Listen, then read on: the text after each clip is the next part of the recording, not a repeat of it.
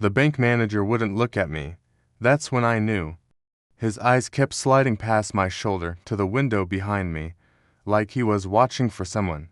My chest got tight, that feeling when you're at the top of the stairs and miss a step. "Mrs. Rodriguez," he said, shuffling papers. "There's been ... an irregularity. Irregularity. 47 years married and now my life's an irregularity." My hands went cold, even in July, even with the San Diego sun beating through those tall windows, making everything look like a postcard nobody sends anymore.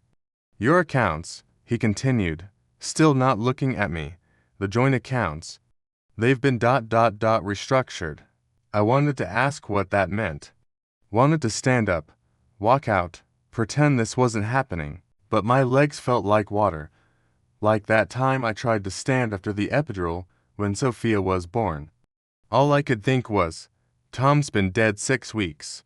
How do you restructure anything when you're dead? The manager slid a folder across his desk. Inside was my husband's signature, dated 2 days ago. I should explain about Tom. Thomas Rodriguez. Everybody called him Tom. Good man, steady, the kind who'd check the oil in your car without being asked. Who'd leave post-it notes on the bathroom mirror. Beautiful morning, beautiful wife, corny. Sure, but after 47 years, corny feels like home. We met at the Coronado Ferry Terminal. 1976. I dropped my purse, coins rolling everywhere. He chased nickels across the dock in his good shoes, ruined the shine. When I apologized, he said, "Some things are worth scuffing up for." I still have those shoes. In a box, in the closet he'll never open again. Breathing space. We weren't rich people. Weren't poor either. Just ... careful. Tom worked for the city water department. I taught 5th grade until my back gave out. We had Sophia in 78, Michael in 81, raised them in the same little house in North Park, lemon tree in the back. Tom built a swing, symbolic item number 1, his coffee mug. From the USS Midway gift shop, handle cracked, glued back twice. Every morning at 5:47 a.m., he'd fill it to the brim, black, no sugar. Said it was the only way to taste the beans. I still make a full pot, can't help it. Symbolic item number 2, the garage workshop. Pegboard walls, every tool outlined in Sharpie so he'd know what was missing. Smells like WD-40 and sawdust. Sometimes I go out there, to sit, touch his hammers. Listen to the radio he left on that last morning, still tuned to the oldies station. He was building something before he died, covered with a tarp. Haven't looked, can't, not yet. The last good day, we drove to La Jolla, watched the seals. He bought me a strawberry ice cream even though I said I wasn't hungry. We sat on a bench, not talking, just ... being. His hand was cold, should have known then. But you don't think about endings when someone's been your beginning for so long. You think about dinner, about whether the garage door needs oil, about ordinary things. 3 weeks later, the ambulance, the sirens, the silence after. And now this bank manager, with his careful words and sliding eyes, telling me my dead husband signed papers 2 days ago. There must be a mistake, I heard myself say. But even as the words left my mouth, I remembered the locked drawer in his desk. The one he said held old tax returns, the one with the key I'd never seen. It started small, Sophia coming by more often. Just checking in, Mom, but her hugs felt different, lighter, like she was already pulling away before she'd fully arrived. Then the questions. Did Dad ever mention any investments? Did he have safety deposit boxes?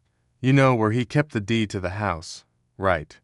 Normal questions, maybe, from a daughter settling her father's affairs. But the way she asked, pen in hand, Michael on speakerphone, felt like an interrogation.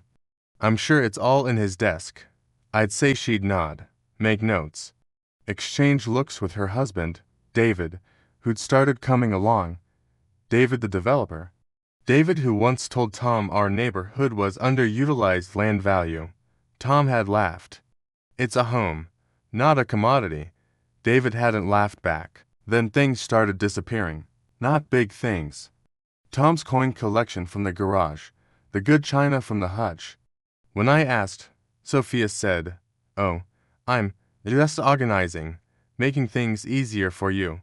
Easier. Like I'm some child who can't manage her own cupboards." The locksmith came on a Tuesday. I was in the garden, trying to save Tom's roses from aphids. Heard the van, saw Sophia directing him to the side door. "What's this?" I asked. "Security upgrade," she said, not meeting my eyes. The neighborhood's changing, but the only thing changing was her. The way she'd twist her wedding ring when I asked questions. The way Michael stopped bringing the grandkids by. The way they'd whisper in the kitchen, stopping when I entered. "Mom's getting confused," I heard Sophia tell someone on the phone. She forgot she asked me to handle the banking.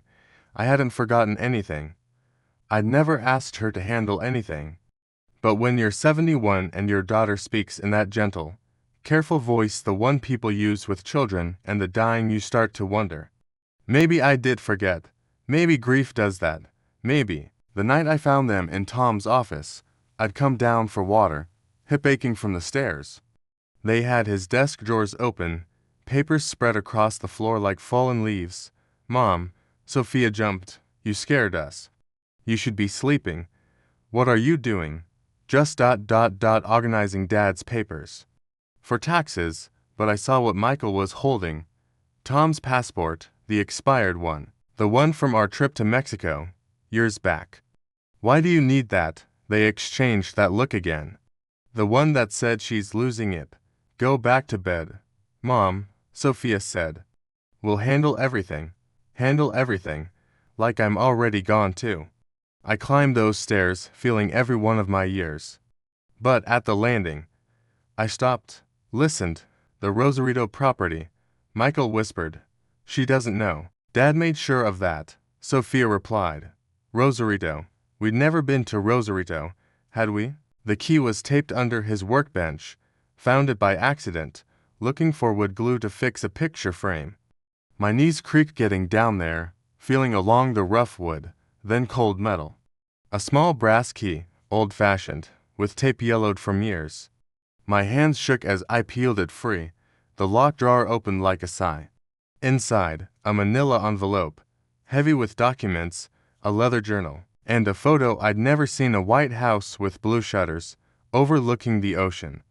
On the back, in Tom's careful print, "Para mi Elena, cuando sea el momento." For my Elena, when it's time. I had to sit right there on his office floor. The carpet smelled like his aftershave, Old Spice, the kind they don't make anymore. Breathing space. The journal's first entry was dated 3 years ago. "Elena will read this someday. I pray she forgives me." The diagnosis came Tuesday. "Heart's giving out. Doc says. Genetic. Like Papa, like Miguel. 2 years if I'm lucky." I didn't tell her. Couldn't watch her count my days.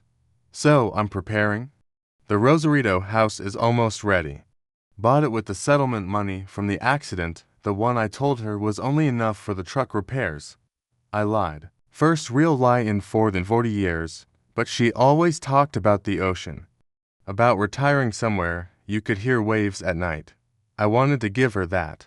Even if I couldn't share it, my chest caved in. Like someone had reached inside and squeezed. Tom knew. 3 years, he knew. Every morning coffee, every kiss goodnight. Every "I'm fine, honey," a lie wrapped in love. The next pages detailed renovations, permits, bank accounts I'd never heard of.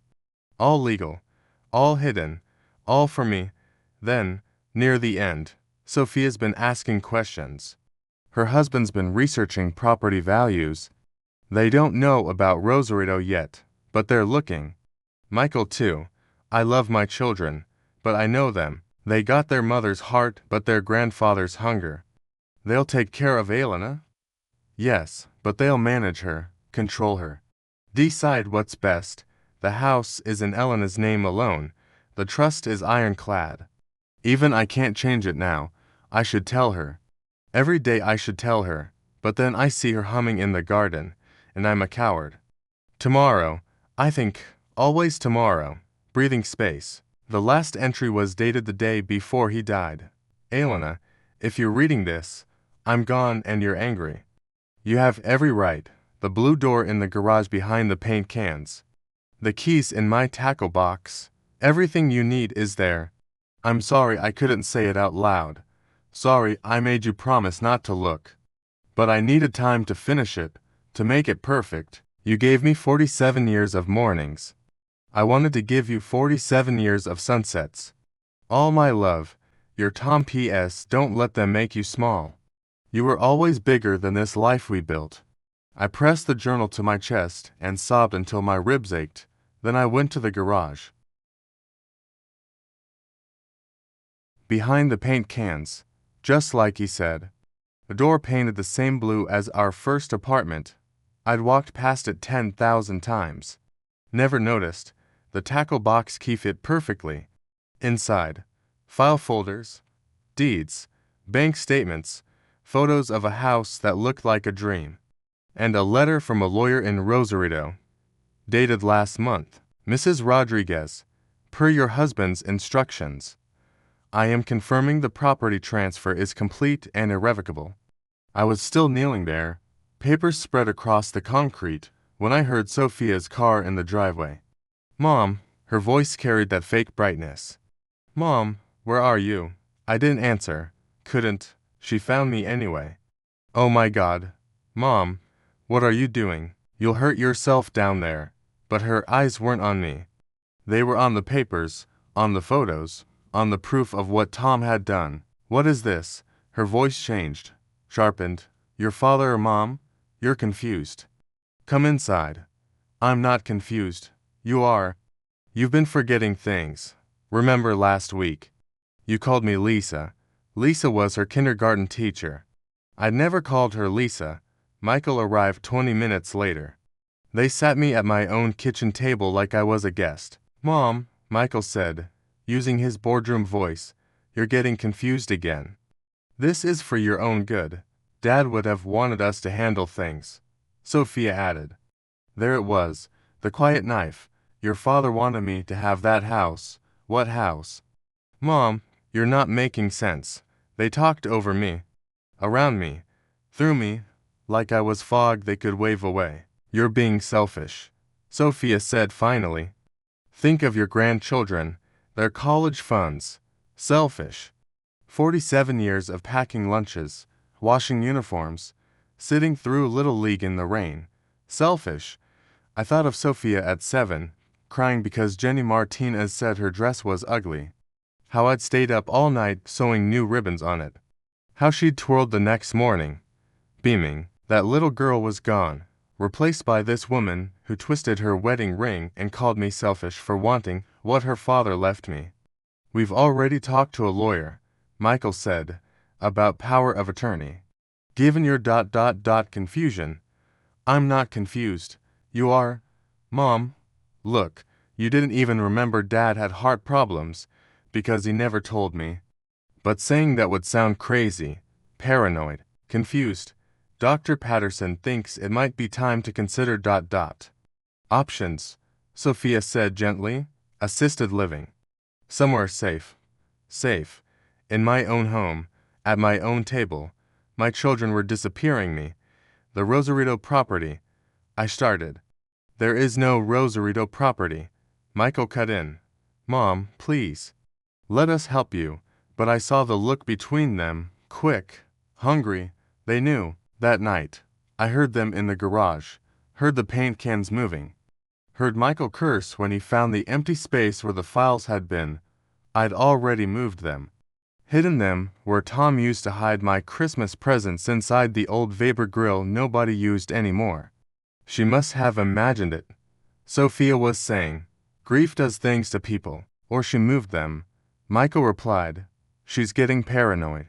Hiding things, either way. We need to move faster. Before she does something stupid, like believing my husband loved me enough to build me a dream, like fighting for it, like refusing to become small. The lawyer's name was Carmen Delgado. Found her in the Yellow Pages. Yes, I still use Yellow Pages. Don't trust computers. Carmen had an office above a panaderia on University. Smelled like fresh conchas and strong coffee.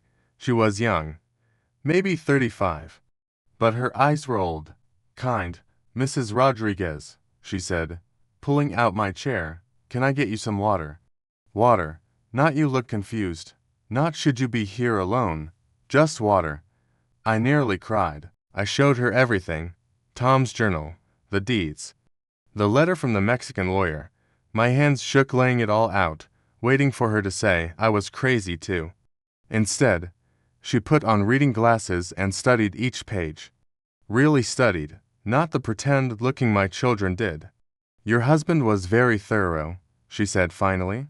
"This trust is impressive. He must have loved you very much." That broke me. Right there in that little office above the bakery, I sobbed like a child. Carmen didn't rush me, didn't pat my hand and make soothing noises. Just pushed the tissue box closer and waited. When I could speak again, I told her about the bank. About my children, about being disappeared in my own life. "They're saying I'm confused, that I need management." Carmen's face hardened. "How much is the Rosarito property worth?" "I don't know. Tom never said." She turned to her computer, typed, whistled low. "Mrs. Rodriguez, your husband bought Prime Beach Front." With the development boom double quotes she showed me the screen. The number made no sense. Too many zeros. "That's why they're moving so fast," she said. "They know." Symbolic item number 3. The photograph Carmen pulled up. An aerial view of Tom's house, our house. White walls against blue sea, a garden full of roses. "He planted roses, he built you a palace," Carmen said softly. "And they want to steal it?"